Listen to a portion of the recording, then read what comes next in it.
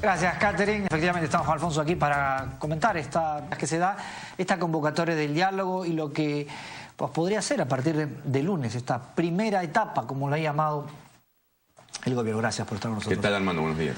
Bueno, parece que, no sé si tú coincides, pero una cosa será el diálogo del lunes con el APRA y el fujimorismo y otra cosa sin ellos, ¿no es cierto? Eso va a marcar un poco lo que les dirá el presidente a sus interlocutores el lunes.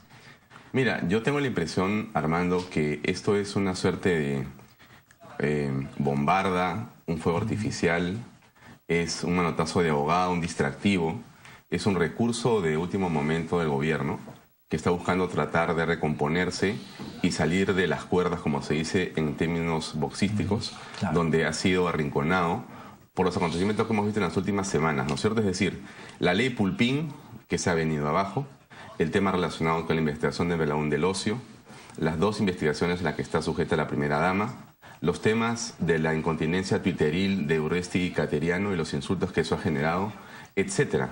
Es decir, todo este tremendo, digamos, desazón en la política termina por arrinconar al gobierno y el gobierno busca claro cómo salir de este entrampamiento y dice, bueno... Como en el boxeo, abrazando al oponente. ¿No? Pero hay un asunto que es interesante, ¿no es cierto? De manera constitucional y democrática, el Perú discute, conversa y dialoga en el Congreso de la República, que es el foro natural donde las fuerzas políticas elegidas democráticamente confluyen para conversar de política y poder acordar los temas nacionales. Ese es el lugar de la conversación política. Lo demás es una, digamos, estrategia, desde mi punto de vista, que lo que busca es, en este caso, sacar y tratar de distraer a la opinión pública y a los medios para un diálogo que es en realidad más que nada una fotografía y un gesto que un éxito en términos de lo que puede ser sentarte a conversar para obtener algún resultado.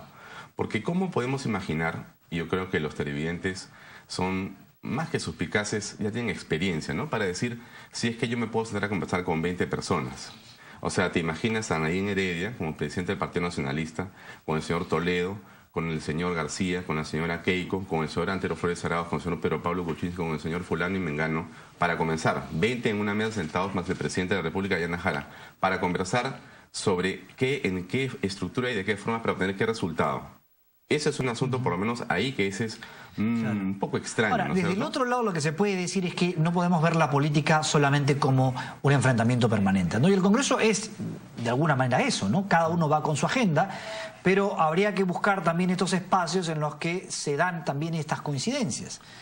Lo que pasa es que hemos llegado a esta situación empujados por una posición del gobierno que es intransigente y de enfrentamiento permanente. Creo que la opinión pública visualiza que no se ha llegado acá por la oposición. O sea, no es eso lo que estamos visualizando, sino un gobierno que lejos de tender puentes los quema. Lejos de buscar el diálogo, lo interrumpe. Históricamente, todas las reuniones que ha tenido el gobierno o intentado tener el gobierno han sido solamente para ganar minutos, para hacer nuevamente una especie de distractor. Pero nunca ha salido de esas reuniones de diálogo que ha convocado Palacio de Gobierno a través de la PCM, nunca ha salido nada. Hemos visto nosotros cómo se han entregado planes, han llevado documentos, han presentado proyectos, han aparecido para la fotografía Lourdes Flores, Lucho Castañeda Locio, Pedro Pablo Kuczynski, o sea, todos los partidos parados con sus ministros, exministros, diciendo hemos venido a dialogar, acá están los proyectos. ¿Y eso qué ha traído? Absolutamente nada. Y en este momento no tienen nada que ganar los partidos, por lo menos los más importantes. Yo no veo que exista ningún beneficio para un partido político en este momento sentarse con un gobierno acorralado. Creo que para el país lo que se necesita es un gesto justamente del presidente de la República y la primera dama, pero básicamente de la primera Ana Jara, ¿no es cierto?, para poder recomponer el diálogo que sea de una manera, digamos, alturada, respetuosa, democrática, pero algo importante, Armando, es que garantice que la elección que viene va a ser, digamos, respetada en los cánones democráticos, ¿no es cierto? Pero es muy difícil pensar que eso es así cuando tienes ministros que están esperando, digamos, con el dedo en el Twitter, ¿no? O sea, un una bala aquí lista para dispararse apenas alguien se descuida. Entonces eso es algo muy dañino para poder conversar de política, ¿no? Menos en una campaña que viene y que va a ser intensa. Claro, ahora, esto a pesar de las ausencias, a pesar de estas dudas que hay, ¿le puede dar un respiro o podría generar efectivamente que cesen los cuestionamientos que piden el cambio de gabinete? Yo creo que no, porque los cuestionamientos no pasan por el diálogo. Pasan por la situación y la condición en que se encuentra el gobierno y que es este arrinconamiento. Es decir, no se trata acá de que el diálogo nos va a salvar. El diálogo se está produciendo ya hace rato. O sea, estamos dialogando y vemos los diálogos de los políticos en diferentes foros y en el Congreso también. Lo que ocurre es que el presidente de la República tiene que dejar ese, digamos, ánimo o actitud tan confrontacional, ¿no? Yo creo que de lo que se trata aquí es de que los peruanos veamos que la clase política está entrando de manera ordenada, respetuosa a un proceso electoral que va a ser bueno para el país. Y el gobierno debería garantizarlo. Con los ministros que están ahí, que son Urresti y Caterina para comenzar, es bien complicado el tema, ¿no? Bueno, vamos a hacer una pausa, Alfonso, te lo pido por favor, porque en nuestra plataforma de radio tenemos declaraciones de Aníbal Quiroga. Ahora, está el otro asunto, lo retomamos con Alfonso Bahía, del caso Nadine Heredia. Es un poco difícil que la oposición o la primera división de la oposición, digamos, la primera línea, entre en un diálogo, sentarse con el gobierno cuando tiene munición como para atacarlo durante varias semanas. Pero yo creo que todos estos problemas en los que el gobierno aparece arrinconado, es curioso que todos han sido creados por el gobierno. Yo creo que la oposición en realidad brilla por su poca creatividad. No es una oposición que propone, que tiene líderes que son impresionantemente hábiles en la colocación de la agenda de la oposición. Todo lo que está ocurriendo, todo este clima del cual el gobierno quiere esconderse bajo la mesa con este diálogo de fantasmas, es en realidad algo creado solamente por el gobierno. La ley Pulpín, Veladón del Ocio, estas investigaciones de la Fiscalía contra Nadine Heredia, el asunto de los twitters, el tema de Blanca Rosales, en fin, toda la lista de cosas que hay, todas son los chuponeos, los reglajes, claro. Todo es creado en la cabeza de alguien maquiavélico que está dentro del gobierno y los pone en esta situación políticamente tan endeble. Pero claro, y eso efectivamente, como tú mencionas, hace que la impresión que uno pueda tener es que es una oposición que está solamente al acecho de a ver qué cosa ocurre y ver de qué manera golpean al gobierno y sacan provecho de eso. Mira, yo creo que es la crítica más importante que se le puede hacer a la oposición en un año complicado para la economía, donde ya estamos viendo que el crecimiento de este año está en veremos. Mira, justamente este crecimiento económico ha sufrido pues nuevamente una recomposición con respecto a lo que el BCR ha señalado, ¿no? Ya no es lo que dijeron en diciembre, sino va a ser ahora creo que 4.8, 4.5, está alrededor de esa cifra, ¿no es cierto? Dicen que cerca de 2. Y vamos a recordar, y está en internet para recordarlo, que en diciembre del 2013... En diciembre de 2013, el BCR dijo 6% de crecimiento. Terminamos más o menos en 2.5 en 2014. O sea, la tercera parte de lo que se había ofrecido de crecimiento. Puede ser que algo pase así nuevamente esta vez.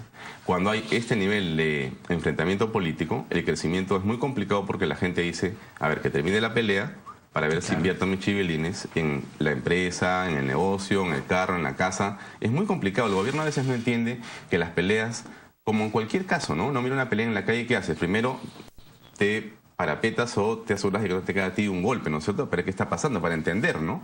Nadie va a meterse en una pelea y el gobierno lamentablemente no entiende que tiene que ser pues más cordial, más cortés, más respetuoso, ¿no? Ahí está el tema fundamental. Déjate ayudar, ¿no es cierto? De alguna forma podría ser la Y yo creo frase. Que la oposición en este caso, mira, insisto en que no hay tampoco de parte de la oposición, digamos, casi una especie de estrategia, ¿no? No existe una estrategia en la oposición. Bueno, la única estrategia parece hay que adelantar la campaña.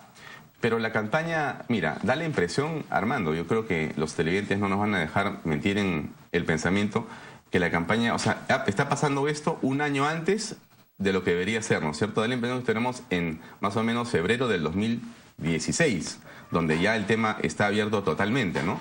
Estamos un año antes y eso es lo grave. Eso es lo que debería hacer reflexionar a la clase política, a toda, ¿no? A la oposición y al gobierno, que lo importante es encontrar los caminos para el diálogo y la conversación alturada. Pero no se puede hacer esto cuando lo que se está buscando es una fotografía para pasar el bache. La impresión que tengo yo es de que lo que vemos aquí no es un deseo de encontrar líneas matrices comunes de desarrollo para el país, sino simplemente cómo gano tiempo, cómo lleno los periódicos y la televisión de minutos y de titulares para que los temas fundamentales en los cuales yo me he acorralado como gobierno no estén presentes. Entonces, ¿cómo hago? Bueno, busco un diálogo, ¿pero con quién? Primera ronda, con los partidos políticos que se supone van a ir, y en segundo lugar, con las organizaciones sociales de las fuerzas vivas. Claro. Por favor, eso es una absoluta demagogia. Lo que sea que signifique eso, ¿no es cierto? O sea, ¿qué son las fuerzas vivas? No sé, o sea, cualquier cosa que viva por ahí, vas a llamarla de Palacio para decirle que pase para conversar. Los pulpines tendrían, digamos, ahora más derecho a estar sentados por supuesto, ahí. Pero eso no termina siendo sino un recurso demagógico, ¿no? Y creo que no estamos en un país ahora para estar en esa posición. Mucho más eficaz sería un cambio en el gabinete. Pero no? Yo creo Tampoco. Mira, yo creo que sí, pero fíjate, tú no puedes querer jugar ajedrez sin perder una ficha, pues. Eso no existe, pues. No te pases, ¿no es cierto? Entonces, algo tienes que entregar, algo tienes que otorgar, algo vas a perder para poder continuar con tu proyecto, en fin, como fuere que sea, hasta el final.